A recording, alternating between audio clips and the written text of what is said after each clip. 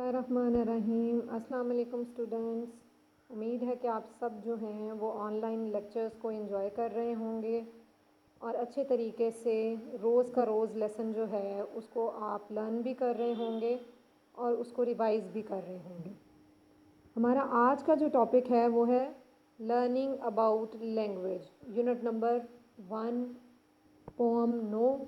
उसका page number 16 है हमारे पास और उसकी सी वाली एक्टिविटी आज हम करेंगे जो कि लर्निंग अबाउट लैंग्वेज है।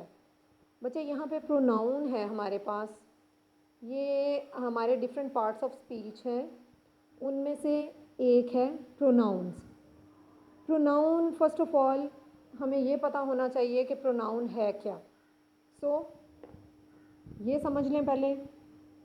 Pronoun is a word which is used in place of a noun. Noun की जगह पे जो वर्ड, जो लफ्ज़ हम यूज़ करते हैं उसको हम कहते हैं कि वो प्रोनाउन है। ठीक है, अब नाउन क्या है ये भी पता होना चाहिए। Name of a person, place और थिंग, किसी भी शख्स, जगह या चीज़ के नाम को आप क्या कहते हैं कि वो नाउन है, या फिर उर्दू में आप इसको इसम भी कहते हैं। जैसे कि हम एग्ज़ाम्पल दे सकते हैं अली, ठीक है, लाहौर दे सकते हैं एग्ज़ाम्पल। यहाँ पे अली जो है वो हमारे पास पर्सन आ गया और प्लेस जो है वो हमारे पास लाहौर आ गई, या उसके अलावा बैग हो गया, ठीक है, चेयर हो सकती है। ये थिंग्स की एग्ज़ाम्पल्स हैं, ये सारे क्या हैं, नाउन हैं। अब बेटे इसकी, ये तो आगे हमारे पास नाउन। अब नाउन की जगह पे अगर हम कोई वर्ड यूज़ करेंगे तो उसको हम कहेंगे कि वो प्रोनाउन है, जो कि आज का हमारा मेन टॉपिक है।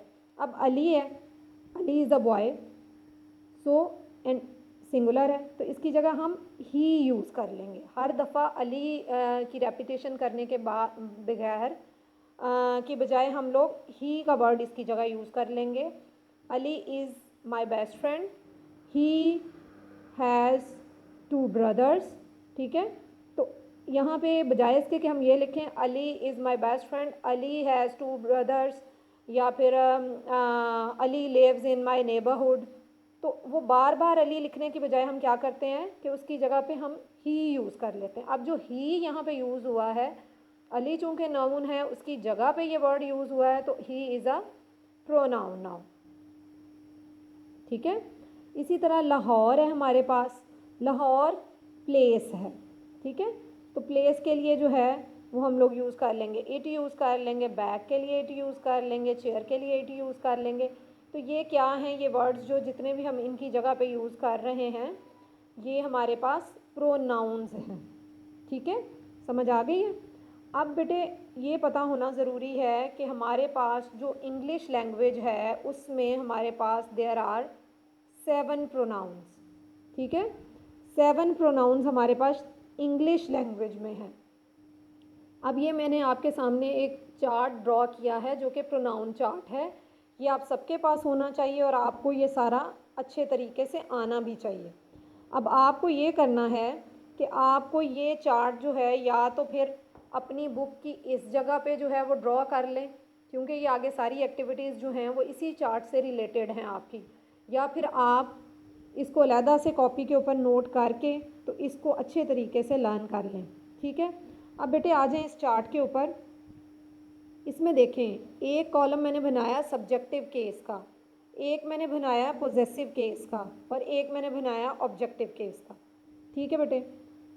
सब्जेक्टिव केस में जो प्रोनाउंस हमारे पास हैं वो एज अ सब्जेक्ट यूज़ होंगे, ठीक है, काम करने वाले के तौर पे यूज़ होंगे, ठीक है, फ़ाइल के तौर पे यूज़ होंगे, जो आप उर्दू में पढ़ते हो ना फ़ाइल, उसके तौर पे यूज़ होंगे। He, she, it, I, we, they, you, ठीक है। पोजेसिव केस पोजेशन को शो करता है, मलकियत को शो करता है, ठीक है। हिज कार, हर ब्रदर, ठीक है। इसी तरह से ये सारे हमारे पास जो है ना ये पोजेशन को शो करेंगे। ऑब्जेक्टिव केस जो है ये हमारे पास एज एन ऑब्जेक्ट यूज़ होते हैं ये प्रोनाउंस, ठीक है। तो ये आपको अच्छे तरीके से ये आना चाहिए कि ही का पोजेसिव केस कौन सा है, उसका ऑब्जेक्टिव केस कौन सा है, शी का कौन सा है, इट का, आई, वी, दे, यू, इन सारे 7 प्रोनाउंस के पोजेसिव और ऑब्जेक्टिव केसेस आपको आने चाहिए। ये फर्दर आपके लिए जो आपके एक्टिव पैसिव वॉइसेस हैं उनमें भी आपको हेल्प आउट करेंगे और इसमें तो करेंगे ही। जी बच्चे, नेक्स्ट जो है आपका क्वेश्चन क्या है बुक के ऊपर, यहाँ पे देखें। Some pronouns are given in this table and now on the next page a question is given, can you arrange the pronouns in the list on page 16। ये वाली जो पेज 16 के ऊपर ये जो लिस्ट दी गई है आपको, उनको अरेंज करें इनटू 2 कॉलम्स, 2 कॉलम्स में, one for singular and the other for plural pronouns. और एक कॉलम जो है वो सिंगुलर प्रोनाउंस के लिए होगा, वाहिद प्रोनाउंस के लिए, और एक जो है वो प्लूरल प्रोनाउंस के लिए या जमा प्रोनाउंस के लिए होगा। ठीक है बेटे, अब देखें ज़रा मेरी बात सुनें। ईच सिंगुलर प्रोनाउन है, ईच एक के लिए यूज़ होता है। ईच हर कोई, एवरी वन अगेन सिंगुलर है, ठीक है, एवरी वन के एक इंडिविजुअल के लिए यूज़ हो रहा है, एक के लिए। बोथ दोनों, ये आपके पास प्लूरल प्रोनाउन है। ऑल सब के सब प्लूरल प्रोनाउन है। नन कोई भी नहीं, नॉट ए सिंगल वन, तो क्या है, सिंगुलर प्रोनाउन है। नोबडी कोई भी नहीं, सिंगुलर है। वन सिंगुलर है। दोज ज़्यादा के लिए यूज़ हो रहा है, वो हैं लेकिन ज़्यादा हैं वो। सम कुछ मीन्स नॉट वन, एक नहीं है लेकिन कुछ हैं, मतलब मोर देन वन है, तो प्लूरल प्रोनाउन है। प्लूरल प्रोनाउन है दिस, ये सिंगुलर के लिए यूज़ होगा। अदर्स, ठीक है, प्लूरल है, नज़र आ रहा है। अनदर उसके अलावा कोई एक, ठीक है, सिंगुलर प्रोनाउन है। दीज ये हैं लेकिन ज़्यादा हैं। दिस सिंगुलर प्रोनाउन है और इसकी जो प्लूरल है वो दीज है। नो वन कोई भी नहीं, सिंगुलर है। दैट इस तरह से जैसे दिस सिंगुलर है और दीज प्लूरल है, इसी तरह दैट सिंगुलर है और दोज प्लूरल है। ठीक है, ये आपको समझ आ गई है सारी।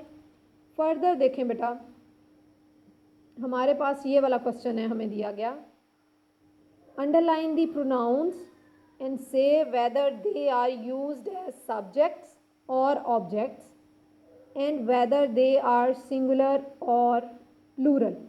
3 काम आपने करने हैं। First of all you have to underline the pronouns, then आपने बताना है कि वो सब्जेक्ट हैं या ऑब्जेक्ट के तौर पे यूज़ हुए हैं।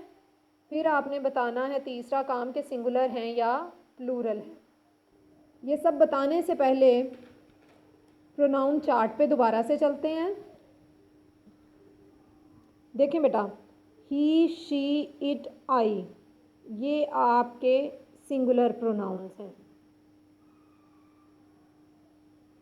ठीक है, दीज आर सिंगुलर प्रोनाउंस। अब एक बात याद रखें, जिनका सब्जेक्टिव केस मैंने आपको बताया है सिंगुलर है, उनके ऑब्जेक्टिव केसेस भी सिंगुलर होंगे यहाँ तक, ठीक है। अगर subjective case he, she, it और आई का सिंगुलर है तो उनके ऑब्जेक्टिव केसेस अगर आ जाएंगे तो वो भी सिंगुलर ही होंगे। जी, वी, दे, यू को अब हम, इसकी थोड़ी सी एक्सेप्शन है, इसको सिंगुलर के तौर पे भी यूज़ कर सकते हैं और प्लूरल के तौर पे भी यूज़ कर सकते हैं, ठीक है। तुम या आप, मतलब ज़्यादा के लिए भी यूज़ हो सकता है और एक सिंगल इंडिविजुअल के लिए भी यूज़ हो सकता है। बाकी ये जो वी और दे है, ये दोनों जो हैं हमारे पास, ये प्लूरल प्रोनाउंस हैं, ठीक है बेटे। और इसी तरह से इनके आगे से जो केसेस हैं पोजेसिव और ऑब्जेक्टिव केसेस, वो भी प्लूरल ही कंसिडर होंगे, ठीक है बेटा जी। अब मेरा ख्याल है एक ये चीज़ पूछी गई है कि सिंगुलर हैं या प्लूरल हैं, वो भी आपको यहाँ से क्लियर हो गया है। दूसरी जो चीज़ पूछी गई है वो ये कि एज अ सब्जेक्ट यूज़ हुए हैं या फिर एज एन ऑब्जेक्ट यूज़ हुए हैं। मेरा ख्याल है कि जो आपको यहाँ पे गिवन है इस फॉर्म में अगर कहीं भी आते हैं तो आप उनको कहेंगे कि these pronouns are used as a subject. और इसी तरह से अगर ऑब्जेक्टिव केस आ जाता है तो these pronouns are used as an object in the sentence. अगर ये आ जाते हैं तो इससे आपको इनकी फॉर्म्स अगर याद हैं, आपने प्रोनाउन चार्ट सारे का सारा लर्न किया हुआ है, तो फिर आपके लिए प्रॉब्लम नहीं होगी ये बताना कि आया कि ये सब्जेक्ट के तौर पे यूज़ हुए हैं या फिर ऑब्जेक्ट के तौर पे यूज़ हुए हैं। ठीक है बेटे, अब आ जाएं जी अपनी एक्सरसाइज के ऊपर। जी बेटा जी, ये देखें ज़रा हमारे पास उन्होंने एक एग्ज़ाम्पल दी है, ही सेलेक्टेड दी वर्कर्स। अब यहाँ पे सबसे पहले तो देखें प्रोनाउन है कौन सा, आपको पता है, आपने पढ़ा हुआ है कि ये वाला प्रोनाउन, इसके अलावा कोई प्रोनाउन यहाँ यूज़ नहीं हुआ।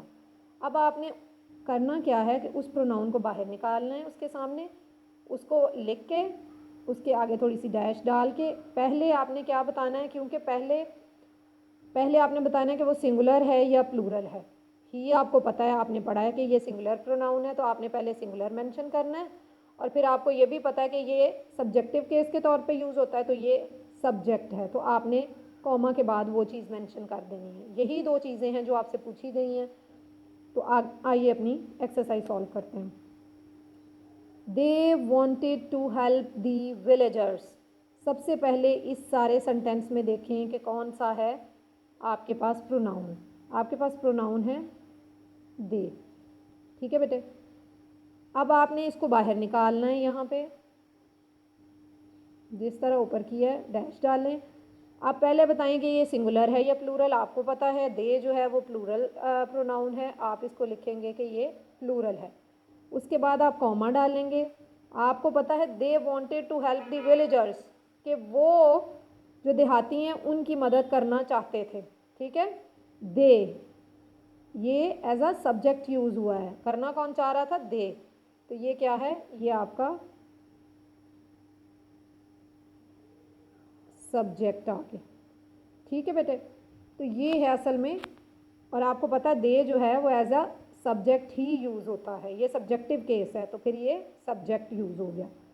इसी तरह बेटे देखें, Asim said he would give them some food.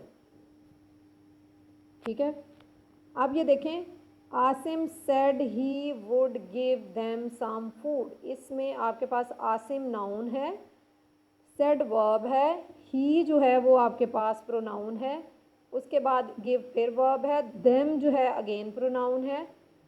ठीक है, और सम वुड आ गया।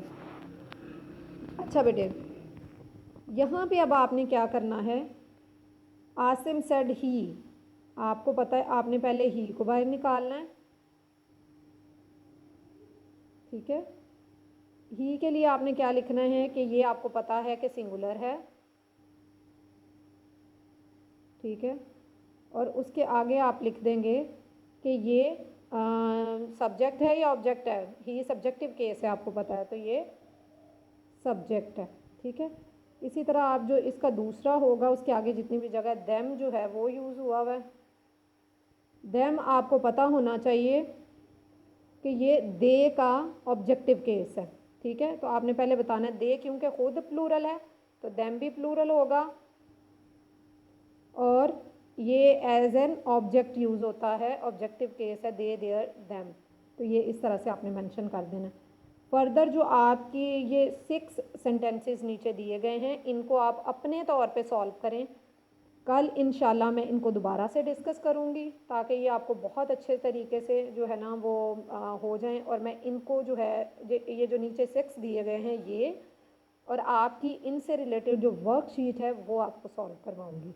ठीक है, बहुत अच्छे तरीके से अपना प्रोनाउन चार्ट जो है उसको याद करें, क्योंकि जब तक वो आप लर्न नहीं करेंगे you will not be able to solve this exercise. ठीक है, वो आपके लिए बहुत ज़्यादा हेल्प भी करेगा जब आप आगे अपना इंग्लिश बी का एक्टिव पैसिव वाला जो क्वेश्चन है वो सॉल्व करेंगे। ठीक है बेटे, so best of your luck